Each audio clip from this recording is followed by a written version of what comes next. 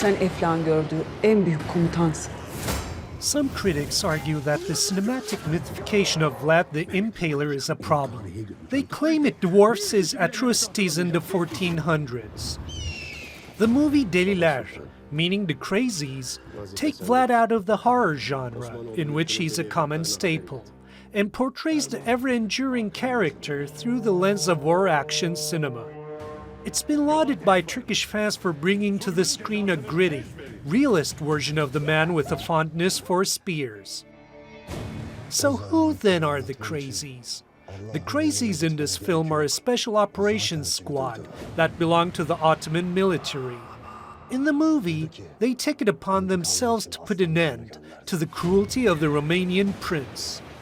Currently, the film is number 2 at the national box office, being the latest success in a series of historic adventure movies in Turkey.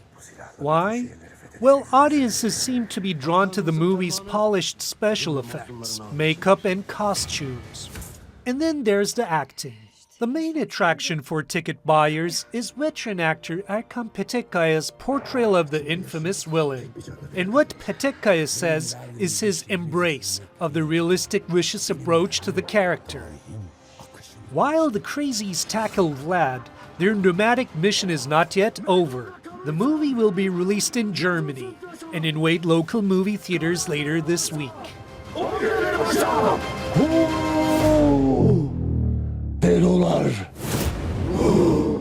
Well, let's talk to Assistant Professor of Media Communications at Ibn Haldun University, Taner Doğan, who also teaches political communications and film analysis. Thank you so much for being with us on Showcase today, Taner. Now, first off, tell me why Germany made this movie with a rating of 18 plus. So the movie Deliler, which is Madman in English, is a cavalry unit of the Ottoman Empire in the late 15th century. So it's basically representing the struggle between Mehmed II and Vlad III. Okay. So this movie is basically representing how Deliler, madmen, are using guerrilla tactics in order to defeat Vlad's army. So Germany, German authorities, specifically FSK, which is the self-regulatory body of the movie industry in Germany, decided to classify the film as 18 plus. So the reason behind is Turkish nationalism. So if we consider the main aim of FSK, we see that they are in charge of considering every single film and play which will be shown in the cinema and consider if this is based on the regulatories for youth and children. Now, let me ask you this. If this were to be a Hollywood production, and we've seen Hollywood productions like Troy and 300 before, that has, the same amount of violence and other motives, if it were to be a Hollywood production like the ones I've listed, do you think that they would treat it the same way? I mean, I can mention 2 epic historical films, epic historical Hollywood productions. The first one is Gladiator, which was produced in 2000. And the second one is the Schindler's List, which was produced in 1993.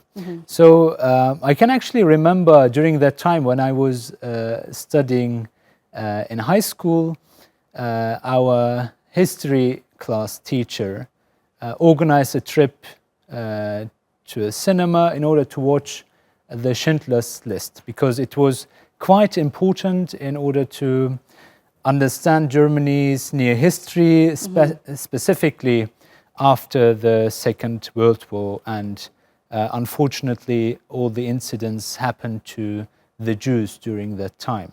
So if we consider these films, we see that there is definitely a double standard. Well, definitely, in that sense, if you put it that way. So I'm assuming you would consider this a form of violating freedom of expression, in a sense. Certainly, we can talk about freedom of expression here. I think we need to underline that cinema is about images. Cinema is about representation. Cinema is about historical incidents. Cinema is about political ideas or ideologies. So in this regard, it's definitely a violation of freedom of expression. But on the other hand, I think cinema is the way how directors can deliver their message. So I think in this regard, it's important to underline that directors, producers should be able to deliver the message as they wish. Mm-hmm. And it's not just cinema, I'm assuming, that is treated in this sense. You know, you lived in Germany and you're a Turk as well. You can really feel that division among the country between the Turks and the Germans, don't you? Indeed. I mean, there are lots of incidents happening every single day. So if we consider a headscarf, for example, it's partly banned in some federal states in Germany for Muslim teachers, for example. On the other hand, 2 days ago I've read a news actually which was about children, 10 years old children. During the class, the teacher asked him if the president of Turkey is his president or the president of Germany is his president. Oh, wow. So this is quite So it's quite taken all the interesting. way into the classrooms even. Definitely, definitely. On the other hand, if French children is starting a sentence in German, but finishing in French, it's charming. Whereas when a Turkish child is starting a sentence in German and finishing in Turkish, it's called as lack of integration. So this kind of incidents are happening every single day in Germany. Taner, tell me where else we can see the limitations that's been made to Deliler in other movies or films that has been tried to be aired in Germany. I think in particular in last couple of years we see lots of restrictions in cinema, especially towards films from Turkey. So Can Feda is another film which was produced this year. I think it was around April, May. It was also classified as a plus 18. So there are lots of restrictions towards Turkish films produced here in Turkey. So do you think that the rise of the far right is to blame for these actions?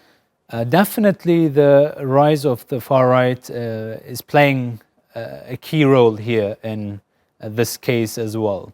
Last week, The Guardian published an interesting analysis which says that 1 in 4 Europeans vote for far right and populist parties. On the other hand, I think we need to bear in mind 3 important points.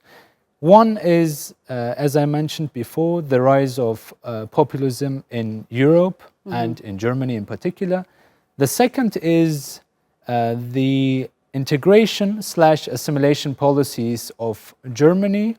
And the third is the increasing rise and dominance and impact of Turkey in regional politics. So if we study these 3 facts carefully, we will understand why this kind of films, this kind of harmless films, I need to say, are partly banned in Germany. And they have these restrictions as well. Well, Taner Doğan, thank you so much for joining us on Showcase and sharing your expertise with us. Thank you for having me on.